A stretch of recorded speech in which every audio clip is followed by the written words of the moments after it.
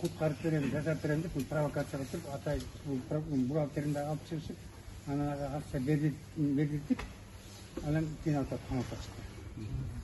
Жана Садыр Жапаров айткан акчалар боюнча өзүнөн сурай алдыңызбы? Өзүнөн сурадым. Садыр Жапаров ажоо болгондон кийин, ал менин мурунку подзащитныйым болгондон кийин, мен анын адвокаты болгондон кийин, азыр ал оосуна келгенде сүйлөбөш керек болчу. Ачык эле айтайын, бирөөлөр ушактар көтөрүп, ошону ушалбуу болуп отуруп эткенде. Андай ажоо болбойт да. Эң туура. Ал такташ керек болчу да. Аны эмне үчүн тактабай туруп, айтат саясий ишкерге берип атыптыр. Андай иш жок экен да. Ажоону уят кылып атышат. Мен аны уктум, аякта жасап атышат. Токталиев акимди эмне үчүн кызматтан алып койдуң десе, ошону айта алган жок.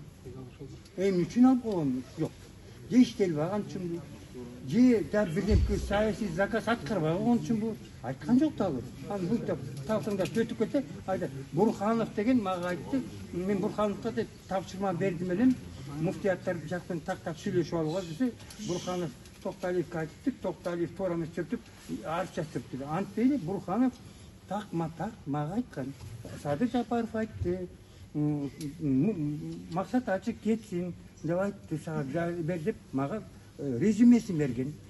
Ким муфти болуп келерин дагы мага көрсөткөн.